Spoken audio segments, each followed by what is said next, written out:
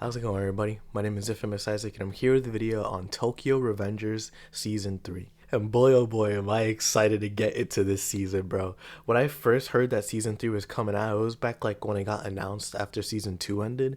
So when it came out this year, I completely forgot. I was watching Jujutsu Kaisen, Spy Family, One Piece, and just doing other stuff with my own personal life. So when this came out and when it finished, I didn't know until I checked and I was like, oh shoot, this happened. And I missed it completely.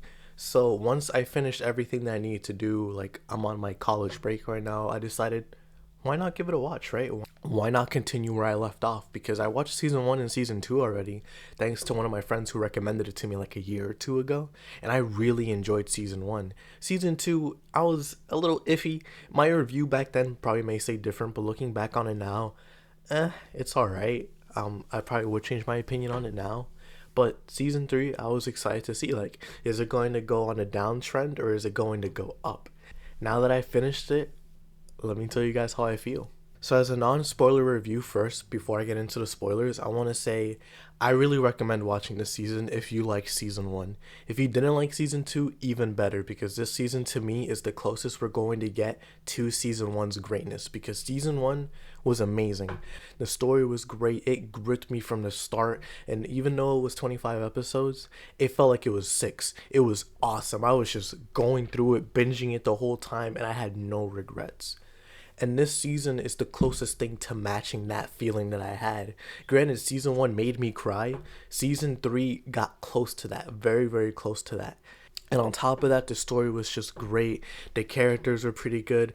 I have some gripes with some of the characters and their motivations and stuff like that, but I'll get into that in the spoiler section, so that's why it brings down the rating for me a little bit. But besides that, most of the characters are great. The animation is consistent. It's not the greatest animation you'll ever see, and granted, it probably won't even be better than season 1's animation because it is seasonal at this point. The show is releasing every winter from what it seems like. And so it sucks that it's never going to like reach a threshold where like one episode is going to look amazing and then another one's just going to be, it's normal what we're used to. It's just going to be consistent overall. At the very least, it is consistent and it's not going to be like horrendously bad. Me liking this season was also helped by the fact that the outro is amazing. This outro, like you listen to the intro to the show and it's like, it's alright. To me personally, I think it's alright. But when you listen to the outro, I was looking at some of the comments in the video and it's like, bro, this should have been the intro. This should have been the intro. But regardless, the fact that it's here in general is amazing. Like, bro, say my name! Oh my gosh, bro. Oh my gosh. But overall, this season to me, I really enjoyed it. It was honestly, again, the closest thing to season 1, and honestly, one of the best arcs in this story, in my opinion, like in the anime at least. Genuinely, it was great. And I can't recommend it enough if you like Tokyo Revengers, or even if you've never watched it. I would recommend this show because of this season and season 1. Like, they are great. And I know that there's just been negative opinions on this anime and manga overall, but to me, I still watch it because of stuff like this, because I know it can be good.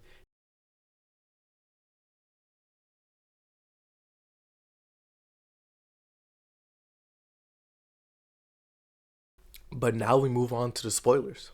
So if you don't want to be spoiled for season 3 of Tokyo Revengers or just the show in general, I really recommend leaving now. But regardless, you have been warned.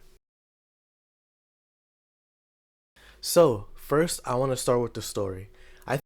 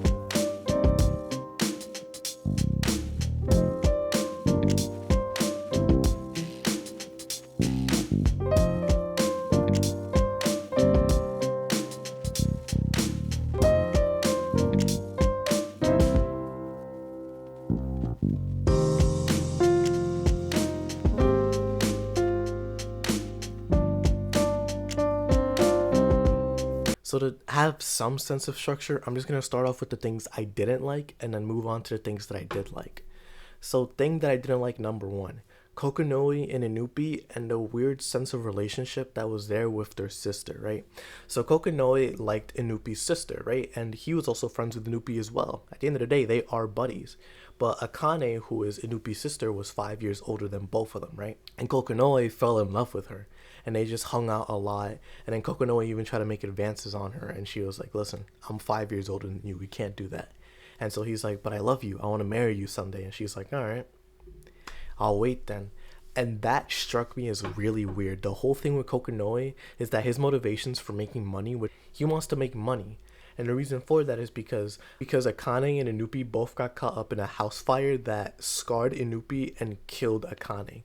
And she wasn't killed immediately. She succumbed to her injuries, but there was a chance that she could live. And so Kokonoi was trying to make money to help her live because he still loves her, right?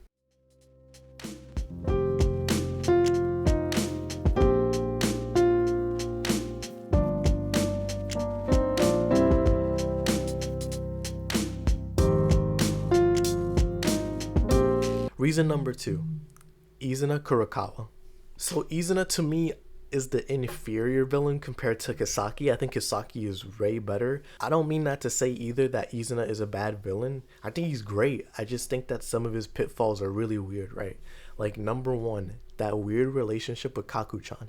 Kaku-chan is a little boy, right? Like he's 2 years younger than him, but he has that weird Griffith and Guts relationship, right?